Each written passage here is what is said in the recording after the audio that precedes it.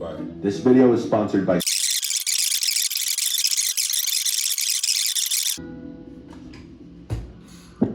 What did that have to do with his content?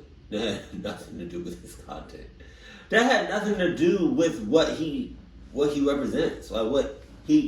Nothing. Cologne? And you talking about horror stories. Hey man. Hey Mr. Nightmare, get it how you live it. Cause there ain't no way you just do that for free. I know you got paid for it. Cause that's crazy. That's nothing to do with what you do.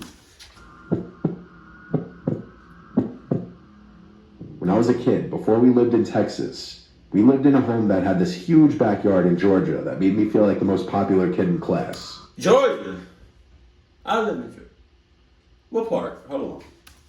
Anytime playing outdoor games or sports was ever an idea, my backyard would be the spot to go since we had a 2-acre backyard. Damn! The backyard was surrounded by woods on 3 sides. Okay. It also had many trees throughout the yard, a trampoline in one corner, a hot tub, a big detached 3-car garage, and an above-ground pool. For a middle-class area, we really had everything you could want in a backyard. There was enough open grass to play any sports, soccer, baseball, football, anything. We even played hide-and-seek tag, or manhunt as we would call it. One Friday when we were in like 6th grade, my friends and I wanted to have a campout sleepover in my backyard. It was Mike, other Mike, who I'll call Michael, and Jason. We all had to get our parents' permissions, of course, but we were like 11 or 12 and it was a Friday. None of our parents had any reason to say no. Plus, my family has lots of camping equipment, including 2 tents that could easily fit 2 of us in each one. After all of us got permission from our parents, we made arrangements for them to get to my house around 5 so we could play sports in the backyard. We had 2 mini soccer nets in the yard that we used to play soccer 2-on-2. We did that for like half an hour. Then we played baseball for another maybe half hour. And after just sitting around for a few minutes regaining our energy, my parents ordered pizza for us, so we ate around 6:30 or 7 if I had to guess. The sun was starting to go down a little bit now, so now came the time to set up the tents before it was too dark. I was pretty good with setting up tents because I was a Boy Scout and we just recently learned how to set up tents. My friends kind of helped, but I did most of the work. By the time they were done, it was decently dark out. The backyard lights were on, giving a nice glow. It was now dark enough for us to play our favorite game, manhunt. There were a million spots to hide in the backyard. We played in pairs. It was Mike and I hiding first, and Michael and Jason would be hunting. Mike and I split up. Our goal was to get back to the home base point, which was the back door to the house. No camping by the door was allowed. The trampoline was in a far corner of the yard before the woods. I crawled under that to hide.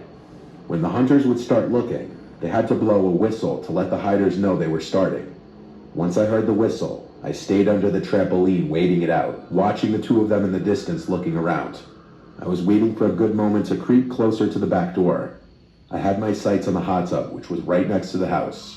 If I could make it over to hide behind the hot tub, I could straight line beeline it to the back door.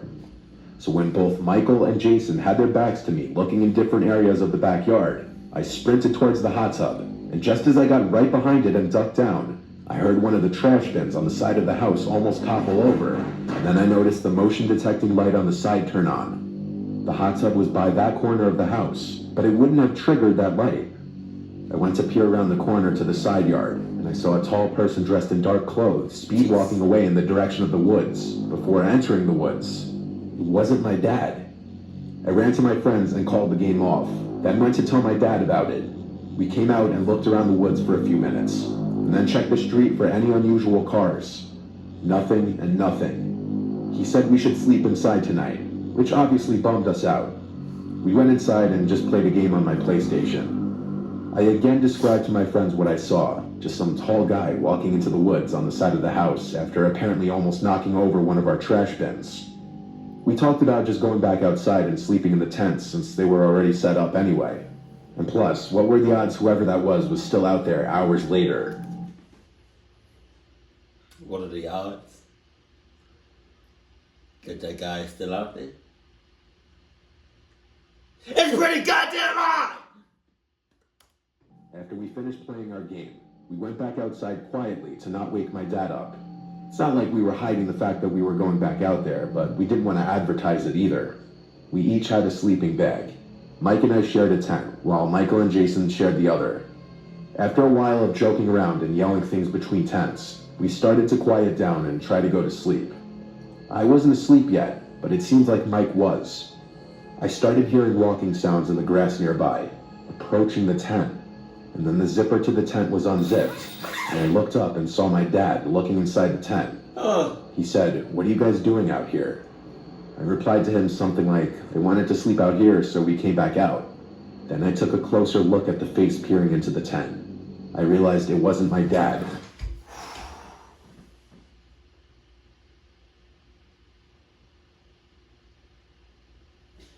You don't know what your dad's voice sounds like by now? You're 11, 12 years old. Get the hell out of here.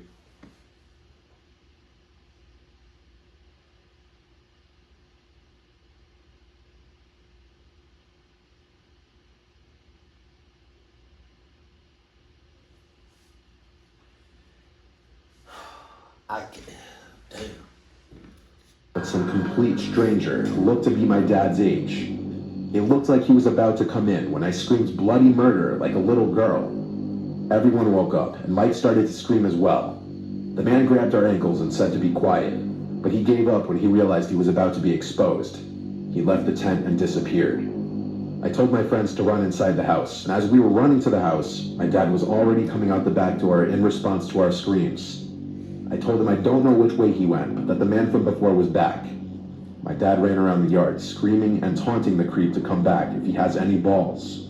We heard it from inside the living room. My mom called the police, of course, and all that really happened when the police officer showed up was he took my recount of what happened, and I'm sure he made a police report, then left. It was good to have a police report at least, so that the cops would be aware of a creep going around. I'm not sure if that man ever came back to our property or not, or if he ever got in trouble for something similar.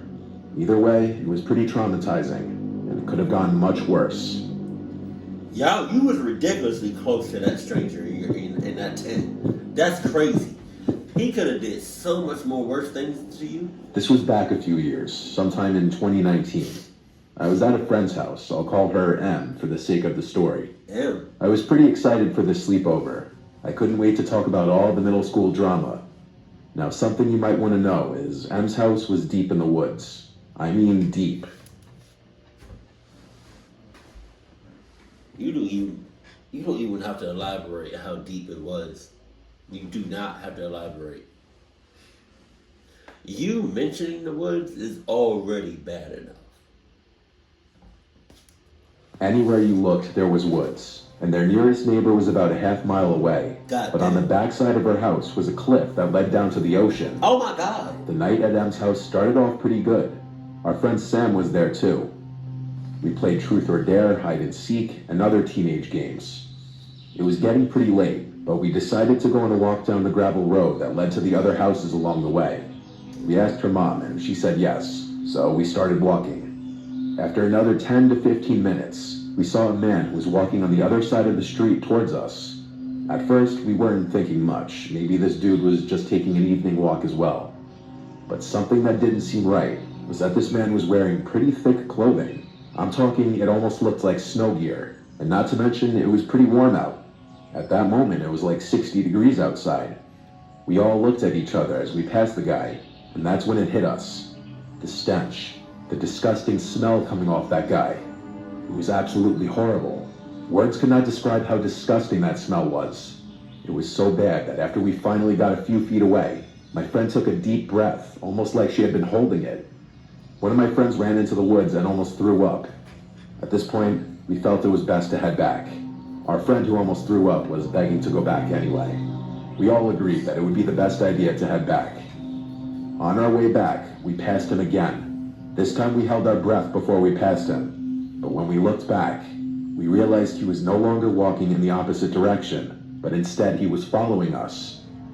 This was really annoying. That disgusting smelling man was now bringing his stench even closer. We had no choice but to speed up our pace. We started speed walking.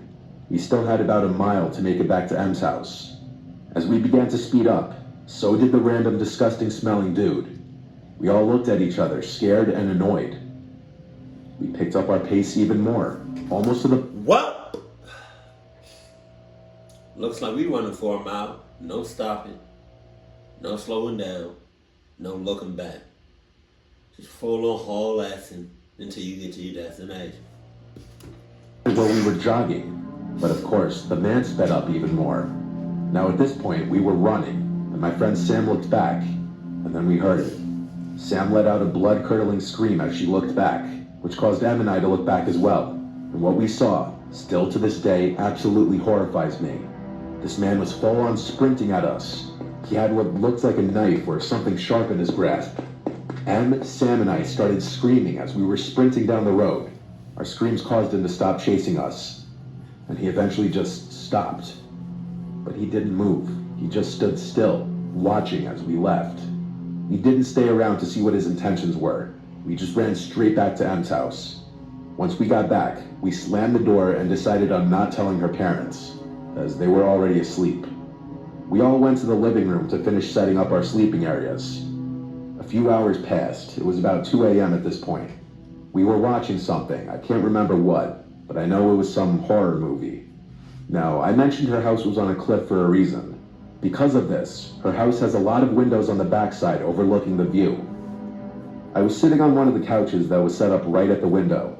It was pitch black outside. All you could hear was the waves and occasional wind. All of a sudden, I heard footsteps outside. They sounded like they were right by the window. I told my friends, and Em said it was probably the deer that always comes by. What? For 2 years now, Em had been feeding this deer, who always came up to this very window. Em, you could have let me know that before I sat down here. You know what just happened to us, right? And you couldn't just say that. Let me find out you in cahoots. I'm gonna pluck your ass up.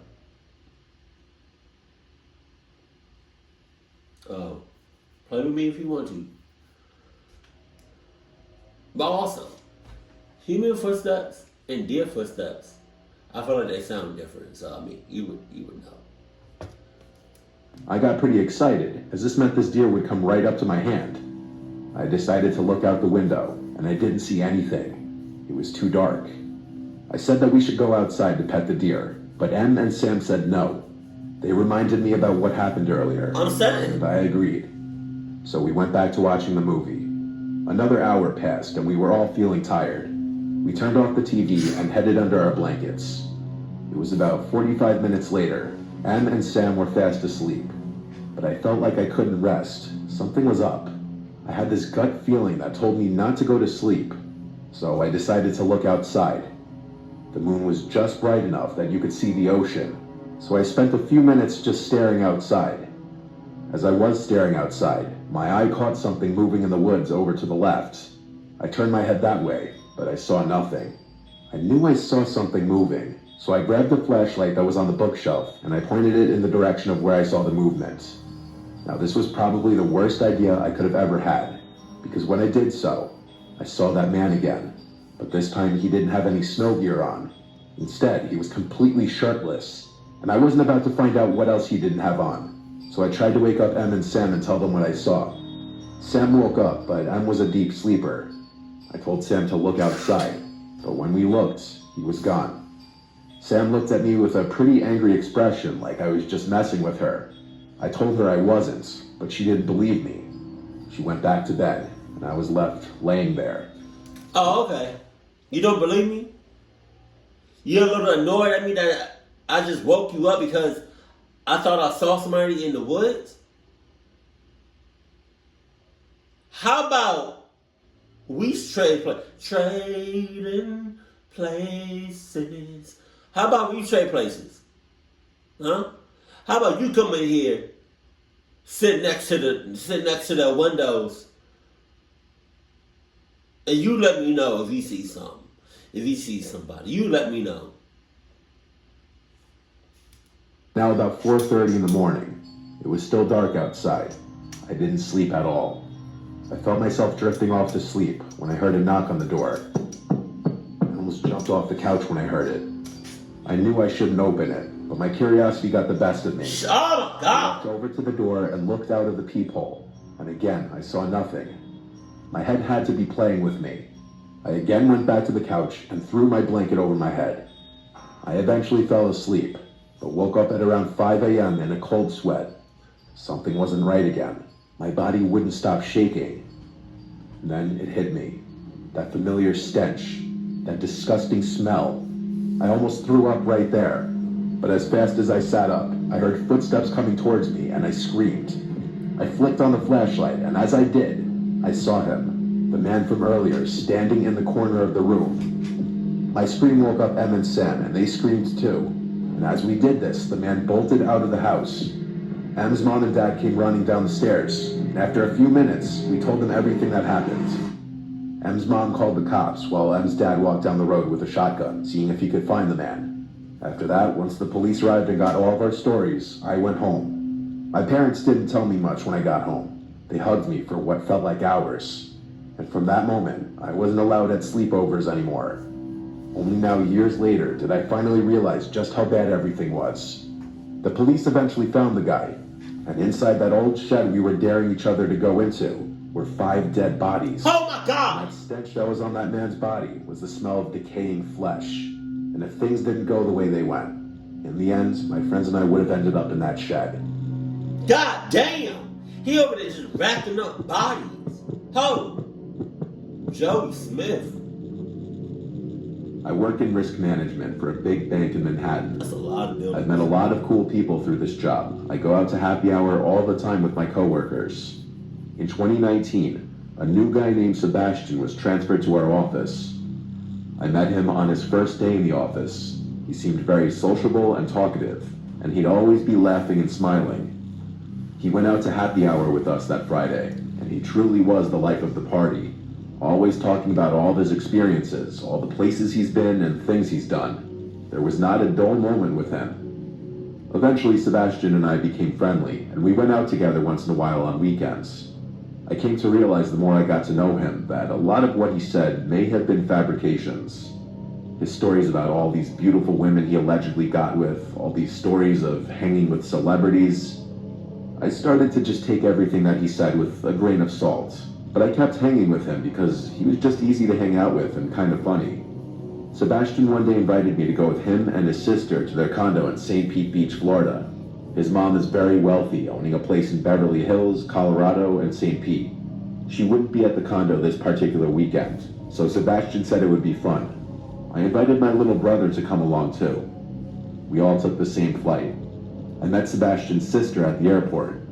She seemed pretty interesting. Hard to explain, but she was a bit quirky. The condo was actually decently nice. It had 3 bedrooms. I'd never been in a condo with 3 bedrooms before. Sebastian and his sister took a room each, so my brother Tyler and I shared a room. I told him if we meet any girls, he's sleeping on the couch though. Since we landed late, it was past beach hour. We went out to some beach bars which were pretty cool. It was a bit of an older crowd. Sebastian was getting really drunk really fast though for some reason. It was a chill vibe. I wasn't sure why he was downing shots. I had to tell him to slow down when he started getting aggressive with people. This was the first time I'd seen him like this. He was also going up to every last girl he saw and drunkenly hitting on them. And 9 times out of 10, the girl seemed uncomfortable. Tyler and I laughed until it wasn't funny anymore, and it was more so embarrassing being seen with him. At one point, a bigger guy got in his face for talking to his girl, and I had to pull Sebastian away and apologize to the guy to de-escalate things. As we walked away, Sebastian pushed me and called me a piece of shit for not having his back. The truth always comes out. The truth always comes out when you're drunk. Tyler and I told him to just calm down. Even his sister was telling him to relax. Sebastian stormed off, I'm assuming back to the condo. His sister didn't say anything and just followed. This was an extremely bizarre start to the weekend. Tyler and I stayed and finished our drinks. These girls even came up to us and asked how we knew him, making a joke of it. We actually got their numbers. They were visiting too. They said they're going downtown later if we wanted to meet up, and we said we were down. So after that, I texted Sebastian asking where they went, and he texted back immediately that they went back to the condo. Tyler and I walked back to the condo and let ourselves in. We expected Sebastian to be angry, but instead, the second we walked in, he jumped off the couch all excited like, with a big smile on his face, saying, "Are we going out tonight or what?" He was still definitely really drunk. I told him, yeah, we should chill out here for a bit first though. Then I told him about the girls' numbers we got. Sebastian asked how many girls, and I said 2. His smile disappeared. Then Tyler, for some reason, told him that the girls came up to us after he left, asking how we knew you. I think he was saying it as a joke, kind of trying to playfully rip on him a bit, which was a mistake. Sebastian stormed away into his room and literally slammed the door shut. I was realizing he must be extremely bipolar or something. I was getting off vibes. Bro, how do you deal with somebody that's bipolar or that switches up on people? It's not on purpose, it's just like how they are.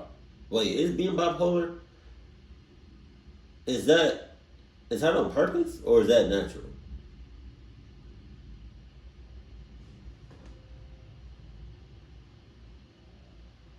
What? Alright, so I can see my reflection in the mirror that's behind my phone.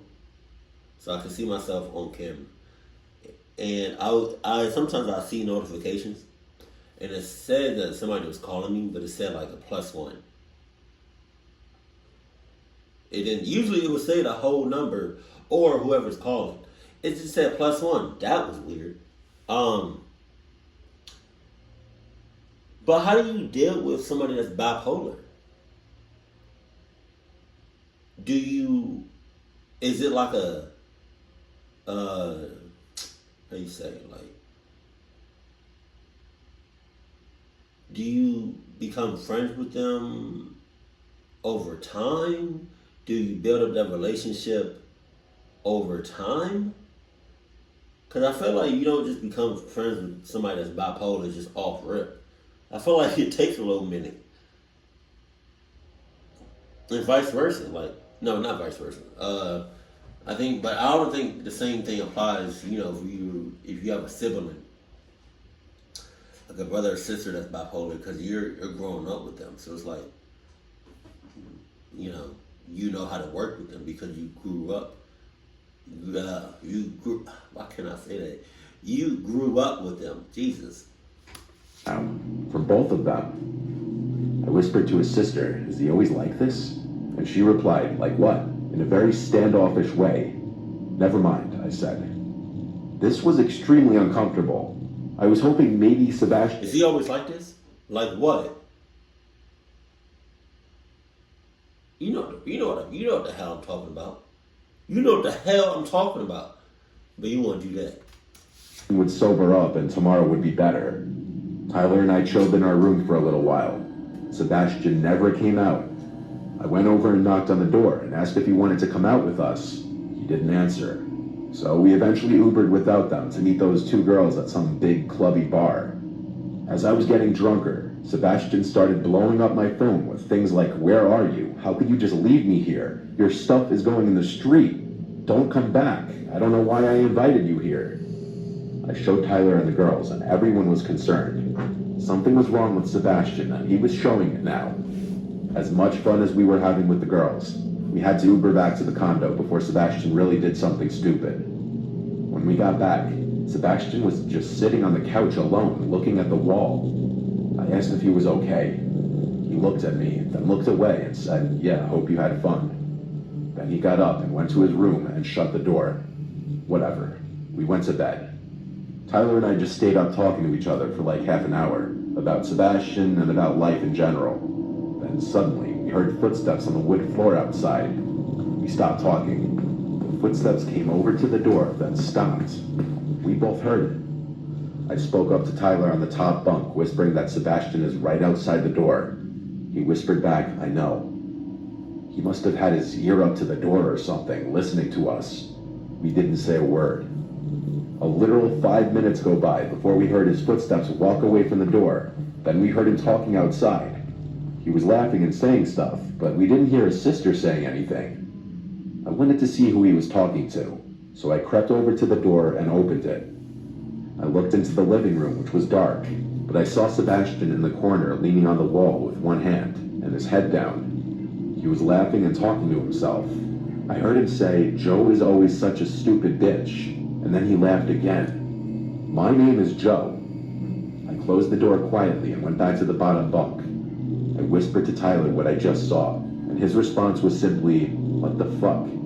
I told him we should leave tomorrow morning and get a hotel, and he agreed. We tried to go to sleep, but the talking and laughing outside went on for another 10 to 15 minutes. When it finally stopped, we heard the footsteps come outside the door again, stop for a minute, then go to his room, and then we heard his door shut. Finally, we felt comfortable going to sleep. By now, I was shot and fell asleep pretty quickly. But I woke up probably only 20 minutes later. I sat up, knowing something woke me up. I looked at the door, and in front of it was Sebastian standing there. I jumped and said, "Yo, what are you doing?" He then lunged at the bed, screaming, trying to apparently strangle me, yelling, "You're a piece of shit." Tyler had to grab him off of me and throw him into the corner of the room. Sebastian yelled, "You suck, Joe. I invited you here just for you to shit on my life and talk shit about me to my sister." I, of course, tried to calm him down and rationalize, but there was no rationalizing with crazy. We packed our shit and called an Uber to a hotel, where we stayed until Sunday, then flew home. I saw Sebastian in the office the following few weeks. But he always avoided talking to me or looking at me. Oh, that's awkward. And he eventually transferred to a different office, probably because of me. Sebastian seemed cool and normal at first, but he was an example of a very sick, damaged person deep down. That night we spent in his condo absolutely terrified me. Thank you to Scentbird for sponsoring this video. Check the links below. Dealing with a person that's bipolar has got to be like exhausting. You know, especially if you don't know that person. Like, say for example, you have a new person in your class or a new coworker, right? And they're bipolar. So they switch up on you at any given moment, at any given time. How do you, like, that's, man. I don't understand how to deal with that. And that's also kind of creepy. No, not creepy. That's also kind of like, I don't know.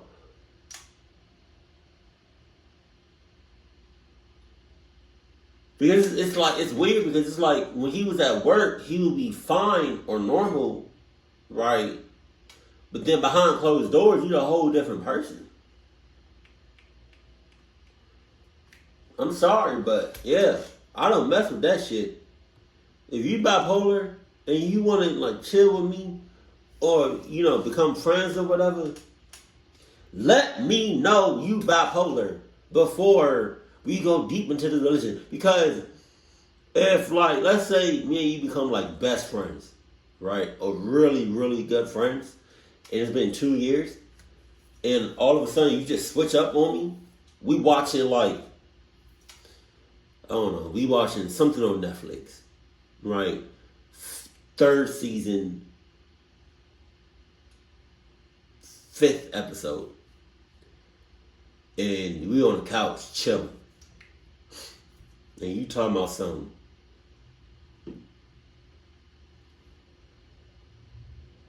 I could kill you in your sleep. With a straight face. I can kill you in your sleep and nobody will ever know. God dang it, bro. Jesus. And this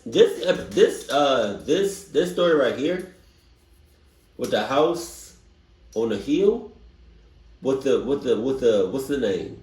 With the beach on the one side and the woods on the other, that's scary as hell. Cause you don't know what's in the waters and you don't know what's in the woods. So God. Jesus. Y'all be safe. Keep it cool, keep it classy, and I love you. Stay happy. My family.